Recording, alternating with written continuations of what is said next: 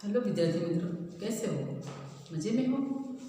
आज हम कक्षा 7 इसका पार्ट 2 हम भी बने महान, इससे हम आज देखने वाले हैं। बच्चे, आप जब छोटे थे और आप में जो जो अच्छाई होती है, बड़े होकर आप महान पुरुष बनना चाहते हो, अच्छे व्यक्ति बनना चाहते हो, इसके लिए आप छोटे हैं तब से आपको प्रयत्न करना होगा। छोटे हो गए तब से आपको अपनी जो सब सोटे हुए अपनी जो अच्छाई है वो उसको संभाल के रखना होगा, तभी हम अच्छे उसको बन सकते हैं। जैसे महापुरुष बनने के लिए हमें अच्छी चीज़ों का भी ख्याल रखना चाहिए। यहाँ पर हम भी बने महान इस पाठ में हमें एक सीधे साधे कार्य एवं घटनाओं में कर्तव्य पालन, प्रामाणिकता, मानवता, अविरत अभ्यास आदि तत्व जुड़ने पर कार्य और कर्ता दोनों को गरिमा और महिमा बढ़ जाती है। हमारी जो कर्तव्यता है, प्रामाणिकता है और हमारे जो मानवता है वो सब देखते हैं, तो इसमें हमें काम करने की जो निपुणता है वो हमें देखना है। प्रस्तुत इकाई में स्वामी विवेकानंद, गोपाल कृष्ण गोखले, सचिन तेंदुलकर और हजरत अली के जीवन से जुड़ी कुछ प्रसंग दिए गए हैं, जिनमें उनकी महानता के कुछ बुनियादी गुण दृष्टव्य होते हैं। यही गुण हमारे जीवन के लिए प्रेरणा पीयूष हैं। ऐसे गुणों को अपनाकर हम भी महान बन सकते हैं। जैसे महान पुरुष कैसे होते हैं, उनमें क्या क्या अच्छाई है, उनमें कैसे कैसे गुण होते हैं, तो उनके गुण देख के, उनकी अच्छी अच्छाई देख के हमें उसके जैसा बनने का प्रयत्न करना चाहिए। अच्छे बनने का हमें कोशिश करनी चाहिए, तो भी हम अच्छे और सच्चे और महान व्यक्ति बन सकते हैं। अब हम देखते हैं इस पाठ को। पहला है कर्तव्य। मेले में सब खिलौने ले रहे थे। मेले में सब गए थे, वो सब बच्चे आज वहाँ गए थे, वहाँ पर तो सब जगह खिलौने खरीद रहे होंगे सब। तब नरेंद्र नामक के लड़के ने 2 रुपये का एक शिवलिंग खरीदा। बच्चे छोटे होते हैं तो उनको होता है कि हम खिलौने खरीदें, बच्चे को खिलौने बहुत पसंद होते हैं। लेकिन यहाँ पर जो नरेंद्र है उनको खिलौने नहीं चाहिए, उन्होंने क्या लिया है? शिवलिंग। उस बच्चे ने, नरेंद्र ने क्या खरीदा? 2 रुपये में शिवलिंग खरीदा। अब भी उसके पास एक चवानी बची थी, 2 रुपये का उसने शिवलिंग खरीदा, तभी नरेंद्र के पास एक चवानी बची थी। अब भी उसके पास समय बची थी।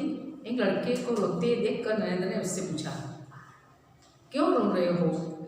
लड़के ने कहा, मेरे पास एक चवन्नी थी। ये लड़का, नरेंद्र वहाँ से गुजर रहा था और एक लड़का वहाँ पर खड़ा होकर रो रहा था। नरेंद्र ने उससे पूछा कि क्यों रो रहे हो? लड़के ने कहा, मेरे पास एक चवन्नी थी, कहीं गिर गई, अब मेरी माँ मुझे बहुत पिटेगी। बच्चा रो रहा था। नरेंद्र ने पूछा, क्यों रो रहे हो, क्या हुआ? उस बच्चे ने कहा, मेरी चवन्नी थी और वो गिर गई, अब मैं घर जाऊँगा, मेरी माँ मुझे बहुत पीटेगी, बहुत मारेगी, इसलिए मुझे रोना आ रहा है। नरेंद्र कहता है, कोई बात नहीं, यह लो चवन्नी। कहकर नरेंद्र ने अपनी चवन्नी उसे दे दी और आगे बढ़ गया। नरेंद्र ने क्या किया? अपने पास बची हुई थी चवन्नी, उसने वो चवन्नी उस रोते हुए बच्चे को दे दी और वहाँ से चला गया। आगे चल के उसने बच्चे को वो दिया कि लो, इसके पास इस चवन्नी का उपयोग कर दो। अभी नरेंद्र कुछ दूर ही गया था कि सामने एक मोटर आती दिखाई दी। नरेंद्र वहाँ से आगे जाता है, वहाँ देखता है कि एक मोटर वहाँ से गुजर रही थी। एक छोटा सा बच्चा उस मोटर से बिल्कुल बेखबर चला जा रहा था। छोटा बच्चा था, वो उसको पता नहीं था कि मोटर वहाँ से गुजर रही है। वो कुछ समझ में नहीं आया होगा, आवाज़ नहीं आया होगा, इसलिए वो बच्चा है वो वहाँ से चला जा रहा था। उसको पता भी नहीं था कि वहाँ से मोटर चल रही है, जा रही है। नरेंद्र ने झपटकर बच्चे को, उस बालक को खींच लिया। नरेंद्र ने जब देखा कि बच्चे को पता नहीं है, वो दौड़ा नरेंद्र और उसने उस बच्चे को वहाँ से खींच लिया, उसको बचा लिया। हर पल की देरी होती तो, एक पल की देरी होती तो वह बालक मोटर के नीचे आ जाता। जो थोड़ी भी देर होती तो वो बालक मोटर के नीचे आके मर जाता। इस झपट की क्रिया में नरेंद्र के हाथ से शिवलिंग छटकर गिर गया और टूट गया। वो बच्चे को बचाने गया और इसमें इसका झपट कर उसने वो उसके हाथ में जो था वो शिवलिंग गिर गया बच्चे को बचाते हुए और वो शिवलिंग उसका टूट गया। इस दौरान इकट्ठे हुए लोगों में से किसी ने कहा, बेचारे का नुकसान हो गया, कितने चाव से खरीदा था शिवलिंग। वहाँ इकट्ठे हुए बहुत सारे लोग थे। उन लोगों ने उसको नरेंद्र से देखते हुए कहा कि इस बच्चे ने कितना वो कर उसे पैसे भी नहीं थे और उसके पास कुछ भी नहीं था, तो वो किस तरह से वो उसको खरीदे। उसने क्या कहा कि क्या करें।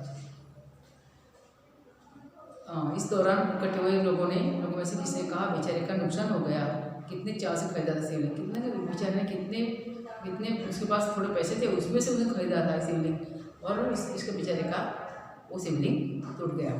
सुनते ही नरेंद्र ने कहा, इससे क्या, इस बालक की जान बचाना मेरा पहला कर्तव्य था। नरेंद्र ने कहा कि ये क्या है, तो कुछ नहीं है, मेरा शिवलिंग टूट गया तो कोई बात नहीं, लेकिन इस बच्चे का जो जान उसके बच्चे की जो जान बच गई वही मेरा कर्तव्य है, वही मेरे लिए महत्व का है। वस्तु से भी व्यक्ति का जीवन ज़्यादा महत्वपूर्ण, वस्तु से ज़्यादा व्यक्ति का जीवन महत्वपूर्ण है। इम्पोर्टेंट किसकी है, उस व्यक्ति का जीव की।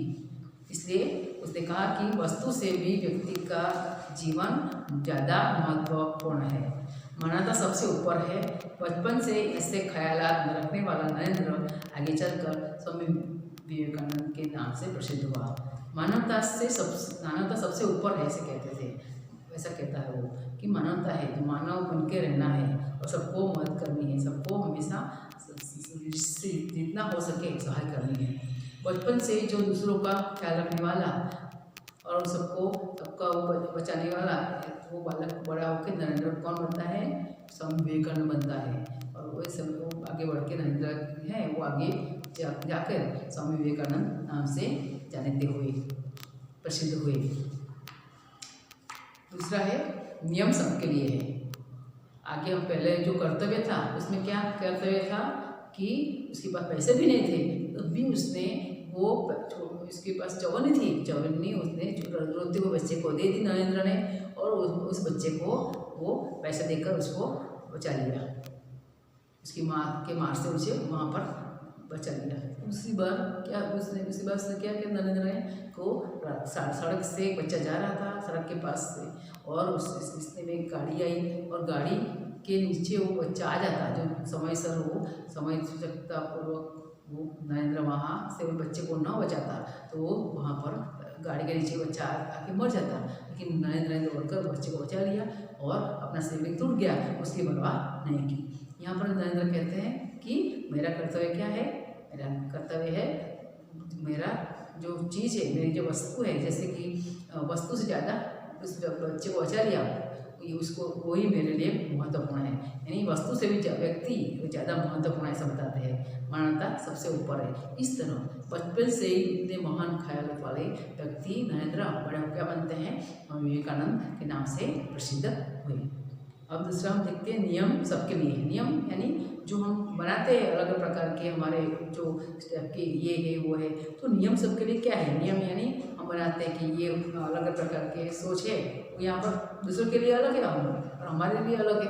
तो इस नियम के बारे में हम यहाँ पर देखते हैं। बात सन 1885 की है। पूना के न्यू इंग्लिश हाई स्कूल में समारोह हो रहा था। ये बात है 1885 की। उस समय न्यू इंग्लिश हाई स्कूल है, वहाँ पर समारोह हो रहा होगा। प्रमुख द्वार पर एक स्वयंसेवक नियुक्त था, जिसे वह कर्तव्य भार दिया गया था कि आने वाले अतिथियों के निमंत्रण पत्र देखकर उन्हें सभा स्थल पर यथासाथ बिठा दे।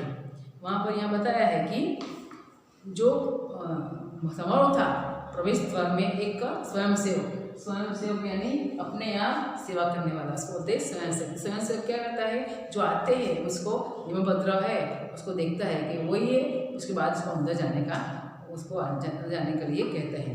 तो यहाँ पर वो स्वयंसेवक नियुक्त था, जिससे वह कर्तव्य भार दिया गया था कि उसको इसको कर्तव्य पद का अर्थ है उचित काम की जिम्मेदारी। इसको एक काम की जिम्मेदारी दी थी। जो आने वाले अतिथियों हैं, आने वाले जो मेहमान हैं, उसका जो आमंत्रण पत्र दिया है उनको, वो देखकर उन्हें सभा स्थल पर ऐसा स्थान बिठा दें। जो पत्रिका दिया है, जो पत्रिका दी है जैसे कि निमंत्रण पत्र, उसको देख के उसको अंदर जाने की अनुमति दे, ऐसा उनके लिए उसको रखा था स्वयंसेवक को।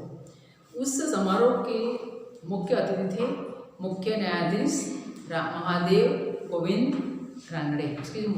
उसके जो अस्थि कौन आने वाले थे समारोह में, जैसे कि मुख्य अतिथि थे न्यायाधीश महादेव रानड़े।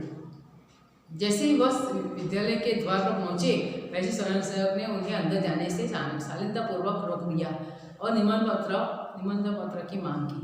वो जैसे ही वह विद्यालय के द्वार पर पहुंचने वाले थे, वैसे ही स्वयंसेवक ने उन्हें अंदर जाने से शालीनता से कहा कि आपके पास निमंत्रण पत्र है, वो मुझे दिखाओ, उसके बाद आप अंदर जा सकते हैं, ऐसा वो स्वयंसेवक ने उनको कहा। तब रानड़े क्या बोलते हैं, बेटा मेरे पास तो निमंत्रण पत्र नहीं है। रानड़े ने क्या कहा कि बेटे मेरे पास तो कोई वैसा निमंत्रण पत्र नहीं है, क्षमा करें, तब आप अंदर प्रवेश न कर सकेंगे। स्वयंसेवक का नम्रतापूर्ण उत्तर था। तब उसने स्वयंसेवक ने क्या कहा कि मुझे माफ़ कर दो, क्षमा कर दो, मैं आपको अंदर जाने की अनुमति नहीं दे सकता। द्वार पर रानड़े को देखकर स्वागत समिति के कई सदस्य आ गए। द्वार पर जो रानड़े थे उनको देखकर जो वहाँ पर स्वागत समिति के जो अलग प्रकार जो दूसरे भी सदस्य थे, लोग थे वहाँ पर, वो भी वहाँ आ गए उसके पास, रानड़े के पास, और उन्हें मंच की ओर ले जाने का प्रयास करने लगे। और रानड़े को बोलते कि आप आओ, आप क्यों वहाँ खड़े हो, और सब उसको वहाँ से मंच पर ले जाने के लिए तैयार थे, प्रयास करने लगे। और स्वयंसेवक ने आगे बढ़कर कहा, श्रीमान मेरे कार्य में यदि स्वागत समिति के सदस्य ही रोड़ा अटकाएंगे तो फिर मैं अपना कर्तव्य कैसे निभा सकूंगा। तब स्वयंसेवक आगे जाकर कहता है, तो जो व्यक्ति जिसको मुझे काम दिया है, जिसके पास निमंत्रण पत्र है, उसके आने को अनुमति दे देनी चाहिए। लेकिन यहाँ आकर तो आप ही जो ऐसा करेंगे, उसको अंदर ले जाएंगे, तो फिर मैं अपना कर्तव्य कैसे निभाऊंगा।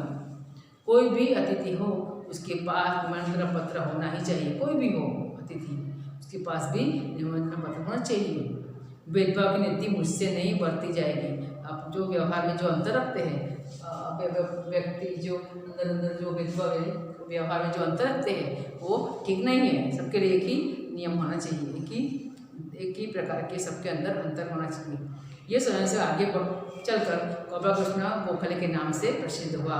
इस स्वयं से और कोई नहीं थे, कौन थे, गोपालकृष्ण गोखले के नाम से फेमस हुए, प्रसिद्ध हुए। यहाँ पर कहा प्रसिद्ध यानी विख्यात, प्रसिद्ध हुए और देश की बड़ी सेवा की। जो रानड़े हैं वो आगे बढ़ के जो उसको ना बोला था, स्वयंसेवक ने जो वही आगे स्वयंसेवक आगे बढ़ के क्या बना, गोपालकृष्ण गोखले के नाम से प्रसिद्ध हुआ और उन्होंने देश की बड़ी सेवा की।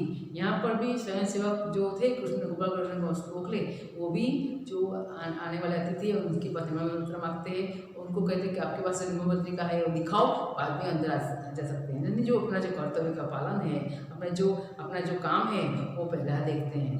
किसी भी व्यक्ति को अंदर जाने के लिए अनुमति नहीं दी जाएगी। सबके साथ एक समान व्यवहार रखना चाहिए, ऐसे यहाँ पर कहते हैं। तो यहाँ पर हमने दो बातें देखी, एक कर्तव्य के बारे में और दूसरा हमारे जो व्यवहार है, व्यवहार में भी एक समानता होनी चाहिए। यहाँ पर हमने ये बातें देखी।